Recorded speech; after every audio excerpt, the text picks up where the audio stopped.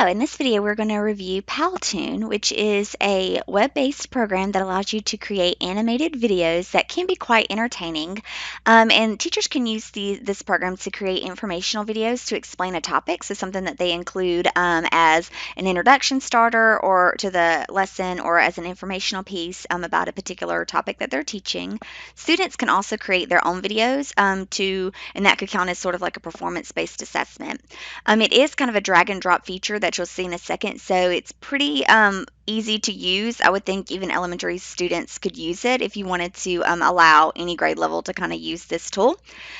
When the creators create their video, they receive a link to share that video with others, so they can make it in Powtoon, get the link, and then post the link wherever they need to for others to be able to view that video. So the first step for a teacher or a student is to create their Powtoon account. So they would just go to powtoon.com and they can sign up and they can create it either with any of their existing accounts or make a new account. And then they would log in to their account. Before you start making your video, it might help to kind of know what type of video you want to make. So you can actually make different types, so like an explainer video, which is more of an informational sharing information, a marketing video, an infographic, which if you're putting in a lot of data, something that makes it a little bit more like a presentation, those types of things. You can also come to templates and you can view a template of all the different ones that are possible, which might make it easier to use as well.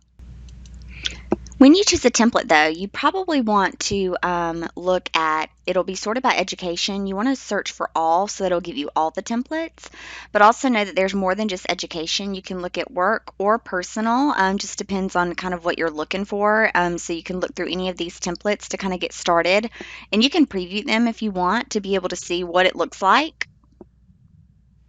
Mainly at this point, you're looking at the backgrounds, you're looking at the font, you're looking at the images, because all of the text and whatnot can be edited. Actually, the entire template can be edited. So really, you're just kind of seeing, do you like the general feel for it so that you don't have to start from complete scratch? If you choose to start a Powtoon from scratch, you'll be asked to pick kind of like a overall look. So you can do the modern look, the whiteboard look where they're kind of like black and white and they look like they've been drawn, the cartoony look where the characters look like cartoons, an infographic, which again is great for data, or something that looks real, which almost looks more of like a slideshow because it's got real images in it. Even after you pick a look, you can they'll give you certain scenes that you can choose from to kind of help you drag and drop to where you don't have to build it all from scratch. So here you can look at like different intros. Notice that if it says Pro though, that's going to be the paid version. So don't try to use the pros. You've got to use the ones that are free. So again, you can kind of browse through these even after you pick a look. These will be different scenes that can help you. You don't have to use the scenes. You can just build it straight from scratch. If you want to use these over here on the side, that's where you can edit the current scenes, or you can just build them straight from scratch. Once you pick a scene, you just click on it and it will appear here. And then again, you can edit these. These are all editable. You can change the font, you can change the text, you can change the people, you can change all the things that you want. Notice that as you click on the font area, you can change to where you can change the font itself to make it a different type of font. You can change the sizing of it if you want it smaller or larger. You can change the color of it. You can give it to where it has a background on it or it doesn't. It's translucent on the background.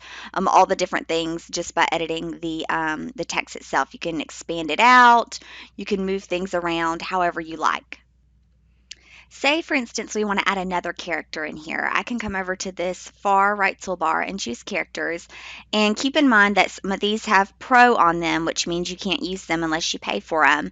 But you can choose the different ones and you can choose your different characters. If you want to highlight a character, you can actually choose him to be in different positions. So maybe he's waving hello, he's thinking, he's angry, he's typing. So it's the same character, just in different positions.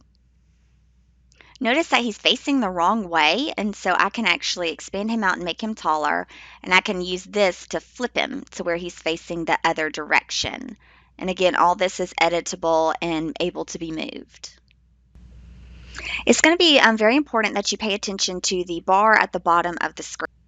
Since the video will be animated, it's going to show you when the different animations are going to pop in. So at any time you can click this play button at the bottom, and it'll play for you. You can drag the playhead to the top, and it's going to play for you the timeline of what's happening.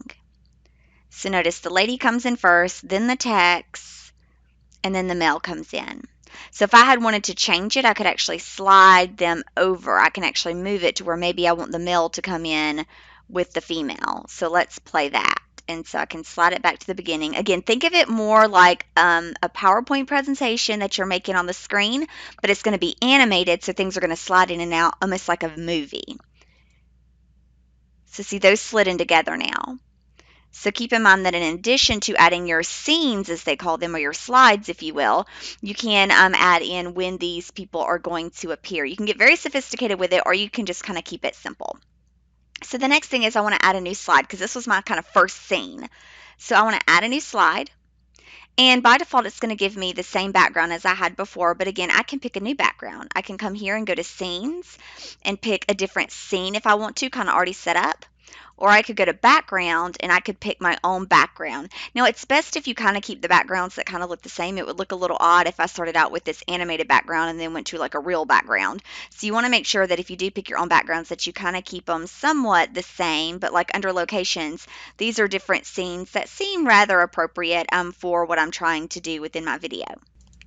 So under backgrounds, I picked a new setting. I just drug it over and then I went to characters and I chose a different character. And notice that I can choose them to do different things. So in this case, I want them to be typing. So, oops, I don't want two of them, so I'm going to delete that one. So I can bring her over, and again, I can flip her, and I can drag her and make her to where she looks about the right size. Sometimes it's hard to get it perfect, but about the right size to be typing on the computer. So the next thing in my scene, I would like to add some speech bubbles so it appears that they're talking to each other. So I can go into shapes.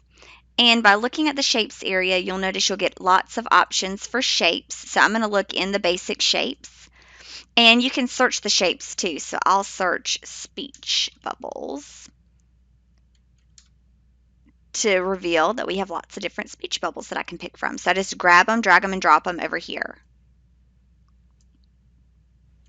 So now that I have my speech bubble in, I want to add text to my speech bubble. So I can come in and notice I could actually even add a speech bubble that has text in it. That makes it a little bit more easy.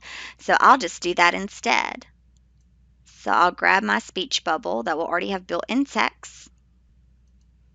So using my speech bubbles and my text features, I've added where the one man is saying this, and then she's replying to him saying, sure, but she's thinking in her head, what is he talking about? It's daytime. So now what I want to do is just use my drag and drop down here to have these appear where I want them to. So we can drag it from the beginning of this slide, of this scene, and play it to see. They slide in, this appears, and then it kind of happens too quick, so I can move things around. First of all, I don't like that they slid in. I want them just sitting at their seats to begin with. So I can actually click on him, and then as I click on this person, I can go to effects, and notice that there's a right fly-in effect that's on him, which makes him fly in. I don't want an effect. I just want him sitting there when when the session begins. So I'm going to take that off for both of those under the effects area. No effects. Now notice that they come in at the different times. So I want them at the very beginning of the scene to already be sitting there. So I'm going to move them to beginning of the scene. So now when we go to play it, notice that they're both already sitting there typing with no effects. Then I move my speech bubbles around on my timeline depending on when I want them to pop up. Notice that I can click on my speech bubbles as well and give an effect to where they can do different things as well. So these are going to fade in, but I could have it to where they pop out too. So now I can add it to where they all pop by using my effects.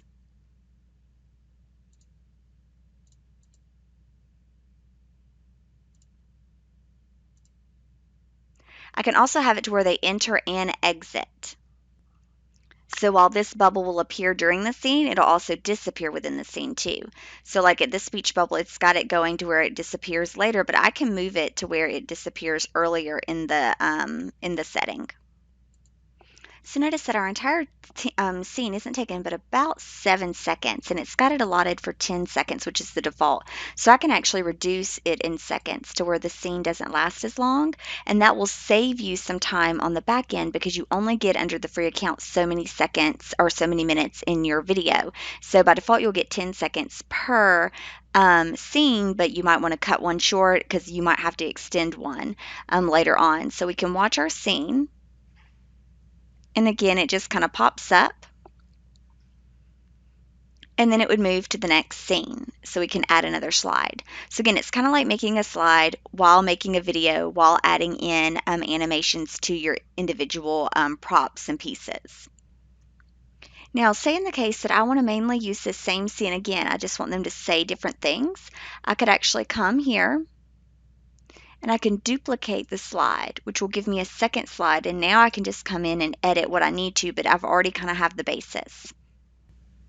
So notice now I kind of have a back and forth going. So he says something first and then she replies and then he replies to her. So I just need to make sure that on my timeline that the speech bubbles are popping up when they should. So first he speaks and then she responds to him and then the second one pops up.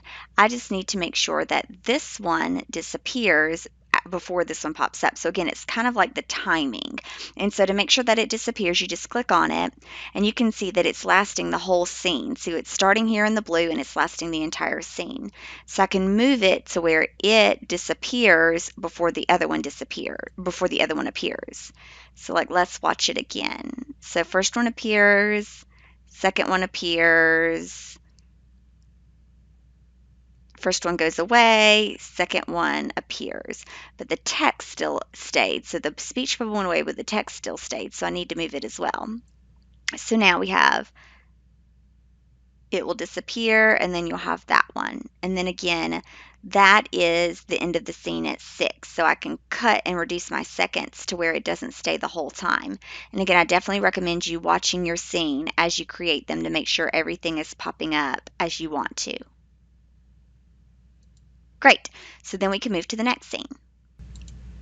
So as you can see, I've got a lot going on in this scene, and the big important factor is to make sure that things are appearing and disappearing when you want them to.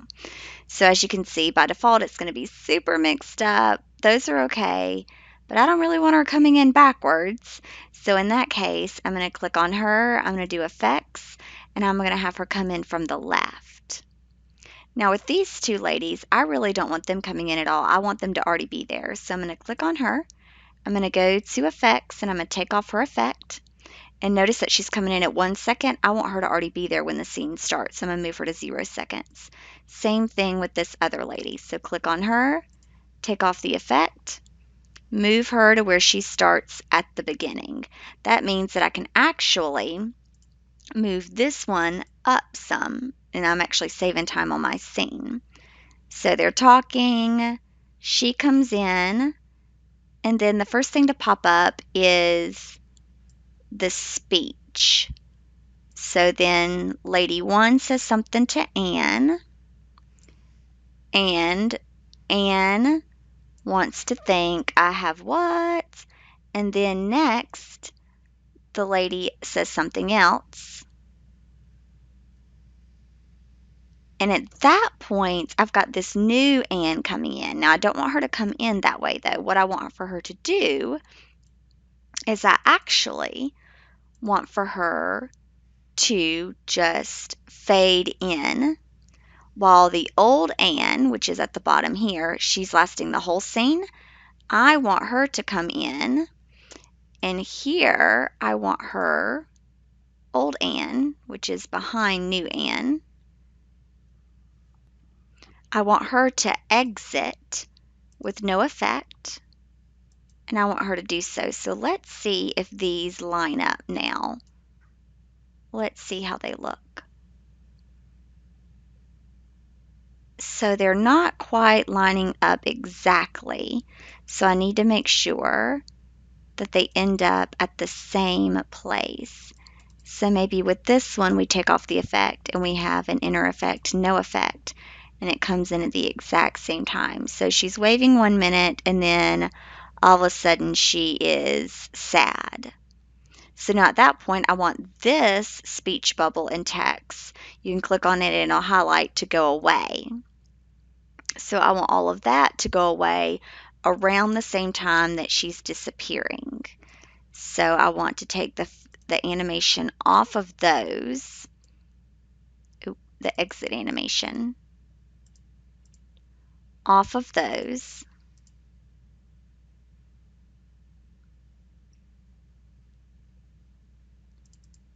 So that it will just disappear altogether.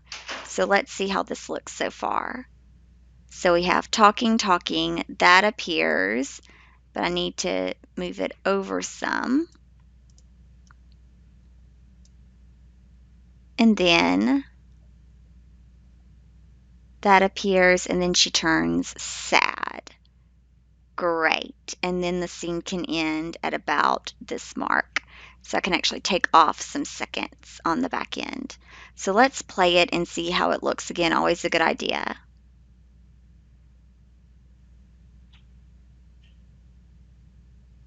So see, that was a little bit rushed, so I can actually add some seconds back, and I can just kind of move things around, move them over maybe a second to give everybody a little bit more space to have their different pieces. Great, so now I can just add in a new slide. So in our next scene, I actually use the props area to where you can choose props and you can search in the props because there's quite a lot of props, and you can search and you can pull in different, just different things, really anything that you can think of, you can pull in. And you can see some of them are pro, or you can see nature, food, emojis, business, different things that you can pull in, or it's probably easier just to search. Make sure to keep in mind that as you build your slides and as you build your scenes, that you really make use of these on the right tool, because they're kind of folders within folders of stuff. So like if you choose shapes, there's lots of different, there's the basic shapes, but then there's all the different shapes. If you choose specials, there's actually different ones that you can use for different holidays, different events. You can click on these and use any of these props within there. As long as they don't say pro, you can use them. So again, you can really make use of lots of different things within your area, within your scenes, if you know what is available to you. Notice that I can also add transitions between my scenes. So there's transitions within my scenes as people move off and on the screen, but I can also add transitions between my scenes on the left side here. I can choose add a transition. It's kind of like a PowerPoint, and so I can add in the different transitions there if I want to be able to have them between my scenes. So that was adding your scenes and adding them in. Now what you can actually do is come over and add some sound if you like. You can add music just so that there's music playing in the background throughout your entire thing, and that's great if you mainly have the person watching the video is mainly reading and seeing the parts versus speaking. Now you can add a voiceover to where if you want to add your own voiceover to the presentation, you can actually add it in to where you do the talking. Now, by adding music, you can actually upload your own music, your own MP4s or MP3s from your own computer. You can also add voiceovers, your own individual ones, or they'll be saved in here if you've used them previously. If you just want to pick something that's already there, you can choose the different genre, and then you can listen to different ones, keeping in mind pros are the ones you have to pay for. Use are ones that you can actually listen to and use within it. Keep in mind that they're different lengths of time, so you can see how long your entire presentation is, and then you can judge that based upon how much time you need. After you've completed, just make sure that you go to the first slide and play it all the way through to see it. Make sure to save it as well, and then you can preview and export it. So by previewing it, you're able to see that it's a total of 38 seconds, and you can watch it just like you would a regular video. Then you can choose to export it. You can choose to export it to Facebook or YouTube if you already have one of those accounts, or any of the other platforms. Or you might choose, which it might be just easier for your students, is to just create their own Powtoon player page where it'll play right within Powtoon. So that's what we'll do in this case. I give it a name and put it in its correct areas. And then I choose to export this Powtoon. Now this is my Powtoon player page, and I can just choose to play it straight from here for my students. I can expand it, make it full screen. Also, at this point, I probably want to get the URL so that I could paste the URL into whatever platform I need to for them to get to it, and then they can just click on it and it will open right within the Powtoon player. If by chance you're putting this on a web page of some kind, you can actually choose the embed tool and copy this iframe and embed it right within, pick what size you want and embed it right within the web page. You can always also choose to edit the Powtoon if you're logged into your account so that you can make any edits to it that you need to. So I've logged out of my personal Powtoon account and I've just went to the link and you can see this is exactly how a student would see it. And they can just play the video and they're able to see it just like they would a video. And that's how to create a Powtoon.